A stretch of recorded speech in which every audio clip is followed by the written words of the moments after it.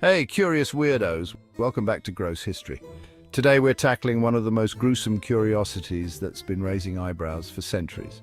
Shrunken heads. You know, those creepy little heads that are about the size of a grapefruit. But before we get into how to make one, let's give you a quick rundown of the history behind these tiny noggins. Spoiler alert, it's a little more than just a bad hair day. Shrunken heads, also known as tsantsas, come from the Jivaron tribes of the Amazon rainforest, primarily in modern-day Ecuador and Peru. These bad boys were made not just as a way to gross out their neighbors, but for deeply spiritual reasons. You see, the Jivaron believed that capturing and shrinking the head of an enemy gave you power over their spirit. It wasn't just some trophy to hang on the wall, it was serious business. Shrunken heads became so popular with European explorers and collectors that people started making fake shrunken heads out of monkey skin just to meet demand. Yep, capitalism ruins everything, folks. All right, let's get into it. You came here to learn how to make a shrunken head, so let's break it down in 3 simple steps. Warning, don't try this at home.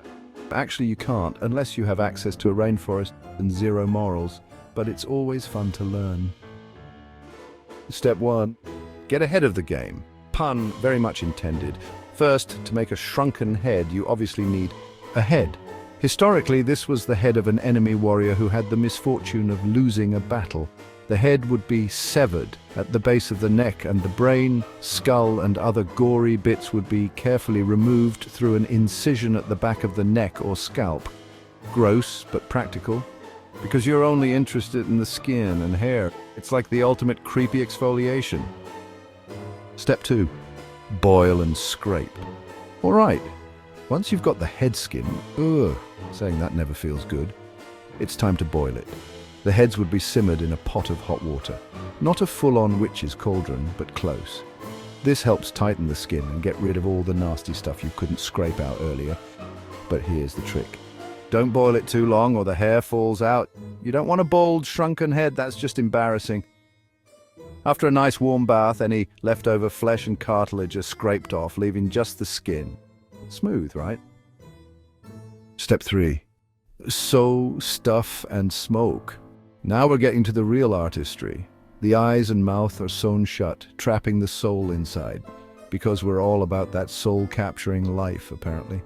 The head is then filled with hot sand and small stones to give it that iconic rounded shape. Think of it like stuffing a really creepy pillow.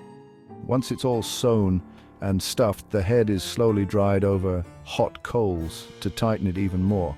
Basically, it's like putting your head in a really weird smoker for hours until it's perfectly dehydrated and shrunken. The result? A macabre little memento to remind everyone not to mess with you. And there you have it. 3 simple steps to making your very own shrunken head. Now, to be clear, the Jivaroan didn't do this for decoration or as the ultimate party gag gift. It was a cultural and spiritual practice done with serious intent and respect for their beliefs, but somewhere along the line, shrunken heads became hot items for collectors and the real significance got lost in translation. Which is why you might see one on display in a museum or as the creepiest paperweight ever. Until next time, stay curious, stay gross.